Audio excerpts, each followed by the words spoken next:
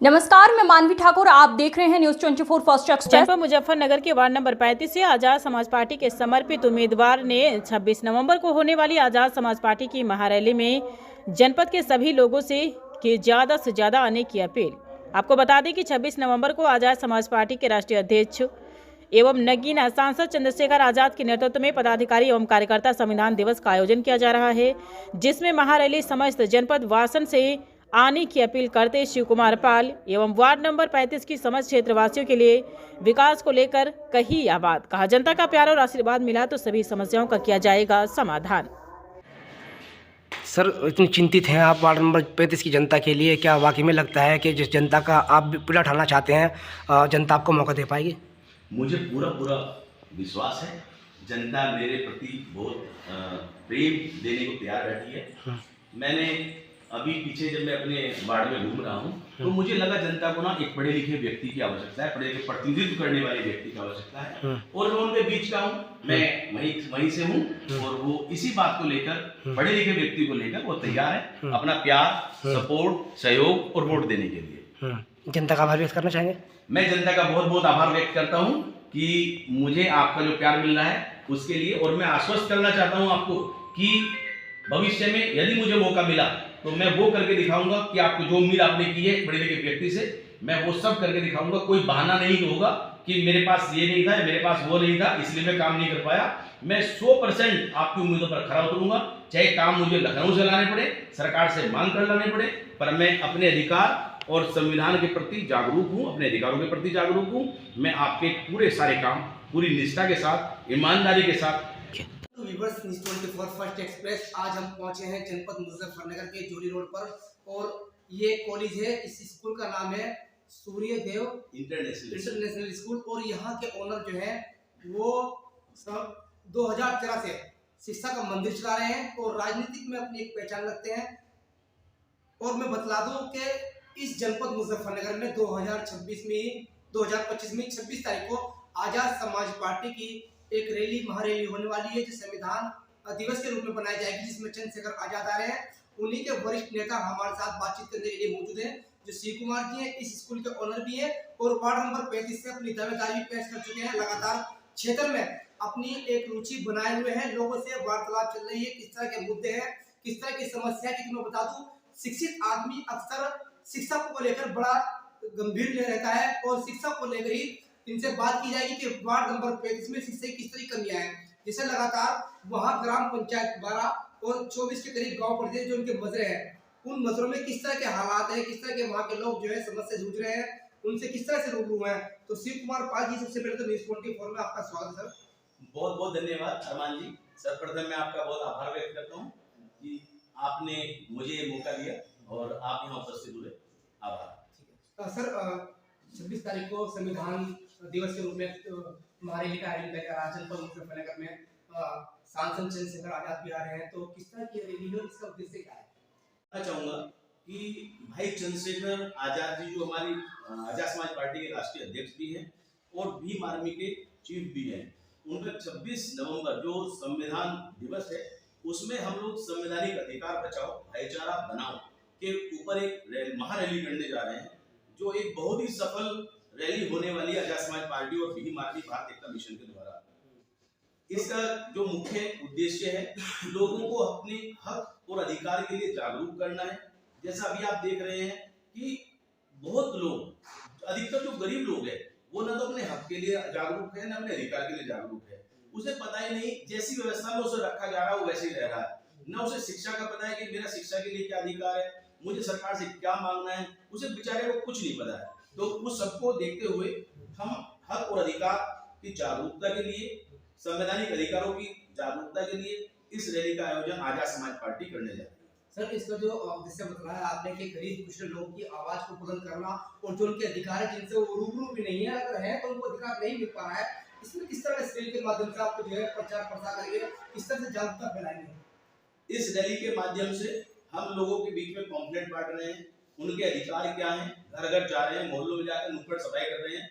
उन नुक्कड़ सभाओं में हम लोगों को अपने हक और अधिकार के लिए आवाज उठाना सिखा रहे हैं। कहीं पे बहुत जगह हमने भी अपने क्षेत्र में देखा है, शिक्षा की बहुत अच्छी व्यवस्था नहीं है। कई लड़कियों के लिए स्कूल नहीं है, तो कोई अच्छा पीने के लिए पानी नहीं है, कहीं जल निकासी की व्यवस्था नहीं है। उन सबके लिए हम लोगों को अवेयर कर रहे हैं, जागरूक कर रहे हैं कि आप सबको अपने ये आपके अधिकार हैं और इनके लिए आपको आवाज उठाना पड़ेगा।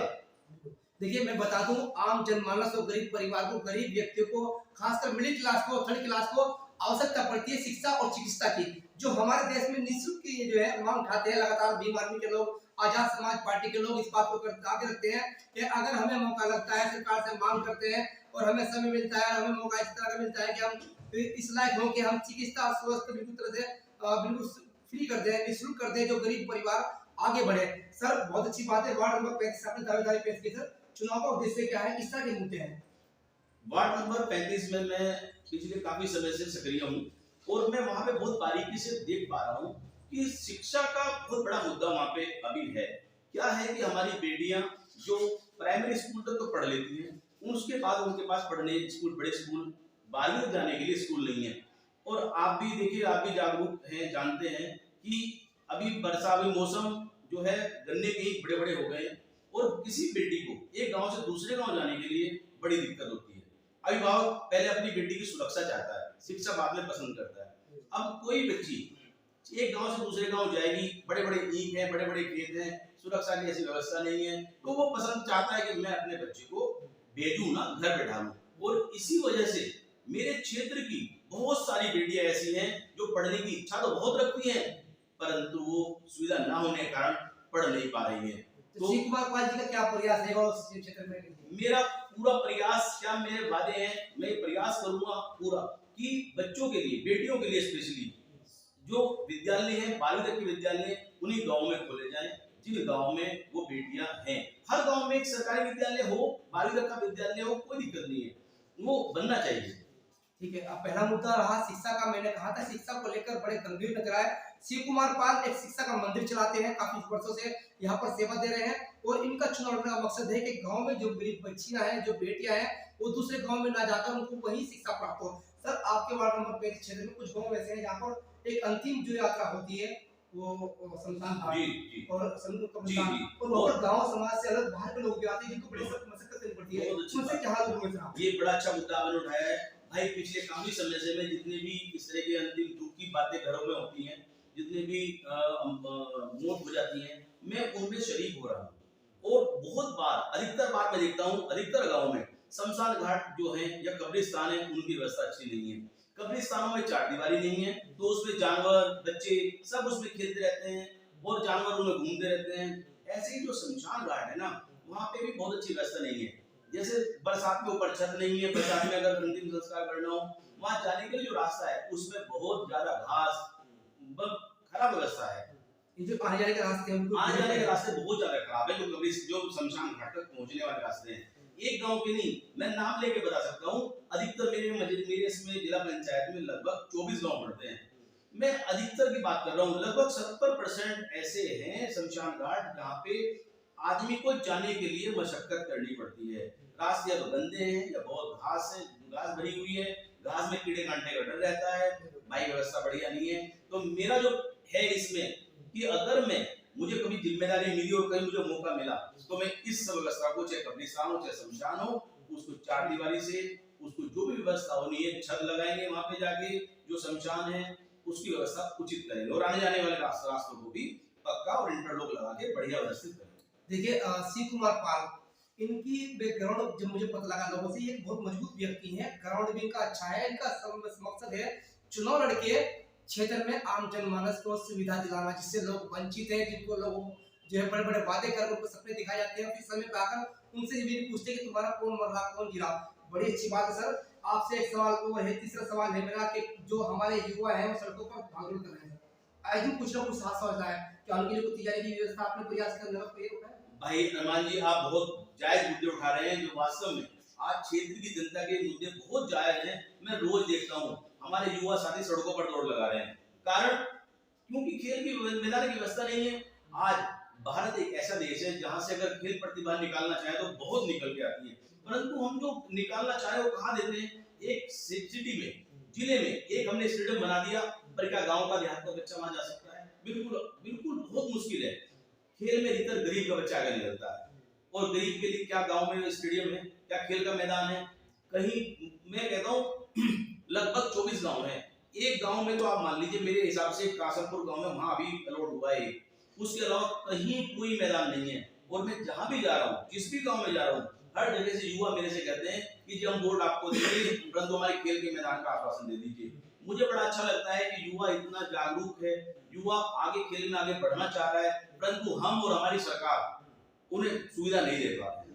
मेरा तो प्राथमिक उद्देश्य रहेगा कि मैं अपने क्षेत्र में हर गांव में एक खेल का मैदान छोटा हो चाहे बड़ा हो अवश्य दूंगा, जहां मेरे युवा खेल सके, अपने जो आगे बढ़ने का उनके खेल के प्रति जो उनकी रुचि है उसे बहुत अच्छा निखार सके। वार्ड नंबर 35 के युवाओं के लिए खुशखबरी है। शिव कुमार पाल ने ऑन कैमरा कह दिया, अगर जनता का आशीर्वाद रहा और पार्टी ने मौका दिया तो इन समस्याओं को पूर्ण रूप से युवाओं के लिए स्टेडियम की व्यवस्था 3-4 गांव में मिलाकर कराई जाएगी। सर बहुत अच्छी बात है, आप बधाई के पात्र हैं। आपकी ये सोच, आपकी जो मैंने सवाल किए वो आपने पहले सोच रखा है।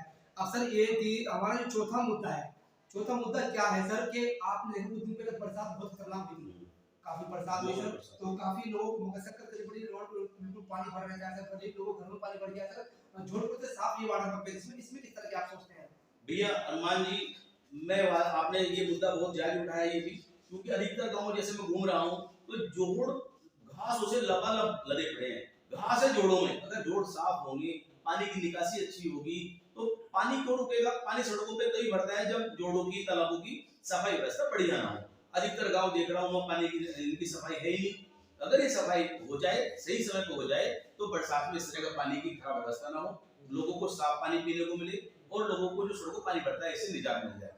ये मेरा उद्देश्य है। मैं जागरूक भी कर रहा हूँ अपने लोगों को गाँव जाके कि भाई जब जोड़ है तो प्रधान से जाकर के ये सफाई कराएं। अगर मुझे मौका मिला तो ये काम मैं दूसरों को कहने का मौका नहीं दूंगा, अपने आप प्रयास करूंगा कि हर गांव में जोड़ इसलिए साफ सफाई रखी जाए। पर अभी हम पद पे नहीं है, परंतु प्रधान पद में है तो प्रधानों को हम जाके कह रहे हैं, खुद भी कह रहा हूँ कि भाई अपने गांव के आप जोड़ साफ करवाइए। सरकार की भी योजना है कि जोड़ चुनाव जीतने के बाद लोग कहते हैं मुझे काम मिला। अक्सर आपने देखा होगा कि मुझे काम मिला, अगर पार्टी जुड़ गए तो पार्टी जुड़ने वाले उन लोगों को काम हो रहा है जिनको वोट प्राप्त हुई है, तो कहीं ना कहीं रंजिश हुई है। वार्ड नंबर 35 के लिए अगर आप चुनाव लड़ते हैं और जनता ने आपको मौका दिया तो किस तरह के आपकी क्या वाकई में आप इस तरह के कई विधायक से, सांसद से, जलाध्यक्ष से पूर्ण प्रयास करें क्षेत्र के लिए, या आप यही बहाना बनाएंगे कि काम नहीं मिला? भाई अरमान जी, जो लोग बहाना बनाते हैं, मुझे नहीं पता बहाना क्यों बनाते हैं। सरकार कोई सी भी रही हो, काम बहुत है, हर सरकार में काम बहुत आता है, पर शायद लाने वालों की कमी होती है, उनके प्रयास में कमी होती है। क्योंकि अगर आपको काम आप बोर्ड में नहीं है कोई बात नहीं, कई बार कुछ समीकरण बन जाते हैं, आप बोर्ड में नहीं आ पाते, परंतु लखनऊ में इतने काम मिलते हैं। लखनऊ से आप जाइए काम लेकर आइए। वो लोग लखनऊ तो शायद जाना नहीं चाहते, वो वहां मिलना नहीं चाहते, प्रयास नहीं करना चाहते, परंतु मैं पढ़ा लिखा हूँ, मैं डॉक्टर भी हूँ, एडवोकेट भी हूँ, अपने अधिकारों को जानता हूँ, हक को जानता हूँ, और मुझे आज मैं आश्वासन देता हूँ अपनी जनता को, यदि मैं जिला पंचायत बना तो ऐसा कोई बहाना नहीं बनेगा, न चलेगा कि मैं बोर्ड में नहीं था इसलिए मुझे काम नहीं मिला। मैं आश्वस्त करता हूँ लखनऊ जाके आपको जो भी जरूरत है, और छोटे काम नहीं, बड़े बड़े काम लखनऊ से मिलते हैं। लखनऊ जाकर प्रयास करना पड़ता है, एप्लीकेशन देनी पड़ती है और वहां से काम मिलते हैं। मैंने कई बार देखा है जो लोग लाते हैं लखनऊ से जाकर, तो मैं आश्वस्त करता हूँ अपनी जनता को, अपने जिला पंचायत के सभी नागरिकों को, यदि मैं जिला पंचायत बना तो ऐसा कोई बहाना नहीं बनेगा और मैं ऐसे काम लेकर आऊंगा जो क्षेत्र को चमका धमका के बिल्कुल अलग दिखाई देगा। मेरा क्षेत्र जनपद मुजफ्फरनगर का वार्ड नंबर 35 बिलापुर क्षेत्र में पड़ते हैं गांव, और मस्जिद ग्राम पंचायत 12 गांव कम से कम 24। और मैं बता दूं, बहुत अच्छी बात कही, जिस तरह लोग चुनाव के समय में वोट के लिए संघर्ष करते हैं, अगर इस तरह 5 साल काम के लिए संघर्ष कर ले, मैं कहता हूं उसे दोबारा वोट मांगने की जरूरत ही नहीं पड़ेगी सर। बहुत सही बात। तो इस क्षेत्र के लिए वार्ड नंबर 35 में एडवोकेट डॉक्टर और शिक्षा का मंदिर चलाने वाले शिव कुमार पाल ने यह दावा कर दिया है कि अगर मौका दिया जनता ने तो वार्ड नंबर 35 को ऐतिहासिक जीत हासिल करने के बाद ऐतिहासिक काम कराऊंगा। सर अंतिम मैसेज क्या रहेगा वार्ड नंबर 35 जनता के लिए? वार्ड नंबर 35 के मेरे सभी सम्मानित नागरिकों के लिए मैं मैसेज देना चाहता हूं कि भाई पढ़ाई सबसे ज्यादा जरूरी है, शिक्षा सबसे ज्यादा जरूरी है। उसके लिए कुछ भी करना पड़े, कुछ भी त्याग करना पड़े, अपने खर्चे कम करने पड़े, पर आप शिक्षा को अपनाइए। आज सरकार बड़ा आपके साथ दुराव कर रही है। सरकार ने क्या किया, 5 गांव में से स्कूल जो बंद थे उन्हें बंद करके एक स्कूल दे दिया है। आप घबराइए नहीं, अगर हमारी सरकार आई या मैं जिला पंचायत बना तो मेरा प्रयास रहेगा हर गांव में स्कूल को दोबारा संचालित करने का। हमारे राष्ट्रीय अध्यक्ष चंद्रशेखर आजाद जी ने भी कहा है कि आप स्कूल बंद मत करो, आपके पास व्यवस्था नहीं है तो कोई बात नहीं, इन स्कूलों का भीम आर्मी को दे दो और हम दिखाएंगे कि स्कूल कैसे चला जाते हैं। भीम आर्मी इन स्कूलों का संचालन भी करेगी, चलन भी करेगी और आपसे पैसा नहीं लेगी। परंतु भाई मंशा कहीं ना कहीं सरकार की साफ नहीं है। मेरा तो ये आग्रह है सरकार से, शिक्षा के मंदिर बंद नहीं होने चाहिए, शिक्षा के मंदिर और ज्यादा से ज्यादा संख्या में खुलने चाहिए। अगर शिक्षा में गुणवत्ता होगी तो लोग अपने बच्चों को आज भी पढ़ा रहे हैं तो वहीं पढ़ाएंगे जहां गुणवत्ता मिलेगी। तो मेरा निवेदन है सरकार से, भारत सरकार से, उत्तर प्रदेश सरकार से, इन स्कूलों को बंद ना करके इनकी गुणवत्ता को बढ़ाया जाए, जिससे बच्चे जो प्राइवेट स्कूल की तरफ मूव कर रहे हैं वो वापस सरकारी स्कूल की तरफ को चले। प्रधान का बच्चा, मेरा बच्चा, सबके बच्चे उन सरकारी स्कूलों में जाने चाहिए। तो मेरा निवेदन है मेरे नागरिकों से कि अपने गांव में जो भी स्कूल खुले हुए हैं अपने बच्चों को सरकारी स्कूल में पढ़ाएं और वहां की गुणवत्ता का ध्यान विशेष रखें। हमारा भी कर्तव्य बनता है, सरकार कब तक आगे देखेगी? अध्यापक पढ़ा रहे हैं, नहीं पढ़ा रहे, ध्यान रखें। अगर गुणवत्ता बढ़ेगी तो आपके बच्चे के लिए बढ़ेगी और शिक्षा को अपने बच्चे के जीवन में सर्वप्रथम और सबसे श्रेष्ठ और सबसे उत्तम और सबसे पहले शिक्षा को ही रखना चाहिए। अब बात यह है शिव कुमार पाल जी, वार्ड नंबर 35 में आप लोग जा रहे हैं, इस तरह का आपको इसमें मिल रहा है, किस तरह का आशीर्वाद मिला है, क्या लगता है जनता का प्यार आपको मिल रहा है? वार्ड 35 की जनता मुझे भरपूर प्यार दे रही है। आप भी घूम रहे होंगे क्षेत्र में, मैं जहां भी जाता हूं और लोगों को शायद पढ़े लिखे लोग चाहिए, अब जनता को पढ़े लिखे आदमी चाहिए। बहुत बार जनता ने देखा है बना के, दूर के लोगों को देखा है, मैं लोकल का हूँ, वहीं का हूँ और पढ़ा लिखा हूँ, शायद इसीलिए मुझे ज्यादा प्यार मिल रहा है और आश्वासन मिल रहा है कि इस बार जिला पंचायत जो चुनाव होंगे, आने वाले चुनाव, उसमें जनता मुझे अपना भरपूर प्यार देगी, सहयोग देगी, सपोर्ट देगी और वोट भी। ठीक है, ये थे हमारे साथ शिव कुमार पाल जी। शिव कुमार पाल जी के जो मुद्दे हैं मैं बता दूं, अक्सर लोगों में एक समस्या होती है, वो अपने प्रत्याशी से खुल के बात नहीं करना चाहते हैं। लेकिन वार्ड नंबर मैंने बताया ना, मैं ग्राउंड पर काम करने के बाद, लोगों से बातचीत करने के बाद मैं इनको तलाश किया कि साहब रहते कहाँ हैं, मुझे तो पता ही नहीं था। लेकिन आज जब मुझे पता लगा कि ये तो वही के नागरिक हैं और वहाँ के लोगों में लगातार अपनी जो है पहचान बनाए हुए हैं और वार्ड नंबर 35 की जनता को पूर्ण आश्वस्त कर रहे हैं कि शिक्षा, स्वास्थ्य और चिकित्सा वहाँ पर पूर्ण रूप से ध्यान देना और युवाओं के लिए जो बहुत बड़ा सपना है, ऐतिहासिक सपना है स्टेडियम का। और सबसे बड़ी बात ये सर, 26 तारीख को संविधान को बनाया है, उसके लिए जनपद वासी क्या करना चाहूंगा? मैं निवेदन करना चाहूंगा सभी जनपद वासियों से, ये जो संवैधानिक अधिकार बचाओ भाईचारा बनाओ जो रैली है, ये सबके हक और अधिकार बचाने के लिए है, सबको हक और अधिकार के लिए जागरूक करने के लिए है। तो मेरा निवेदन है इस रैली में अधिक से अधिक संख्या में पहुंचे। भाई चंद्रशेखर आपके भविष्य के नेता हैं, उनके कंधों को मजबूत करने के लिए पहुंचे और जब हम अपने संवैधानिक अधिकार को बचाएंगे तो आपको किसी के सामने हाथ फैलाने की जरूरत नहीं पड़ेगी, सब कुछ आपके घर बैठे हुए आपके पास पहुंचेगा। मैं इन्हीं शब्दों के साथ आप सभी को ये निवेदन करूंगा कि आप सब इस रैली में अधिक से अधिक संख्या में पहुंचे। ठीक है, बहुत बहुत शुक्रिया आपका बात करने के लिए शिव कुमार पाल जी, बड़ा अच्छा लगा आपसे मिलके। और हमारे व्यूअर्स को मैं कमेंट्स कर अपने व्यूअर्स को खासकर वार्ड नंबर 35 की जनता से अपील करना चाहता हूँ, शिव कुमार पाल जी आपके बीच आ रहे हैं, अगर पार्टी ने मौका दे दिया तो आपके बीच चुनाव लड़ेंगे और आपके सहयोग से लड़ेंगे। आप कहां तक पसंद करेंगे? क्या वाकई में आप शिक्षा से फ्री चाहते हैं, चिकित्सा फ्री चाहते हैं, युवाओं को रोजगार से की तैयारी की चाहते हैं? तो कमेंट बॉक्स में लिख के बताएं कि वार्ड नंबर 35 की जनता शिव कुमार पाल को पसंद करेगी या नहीं। आप सभी के लिए बहुत बहुत धन्यवाद।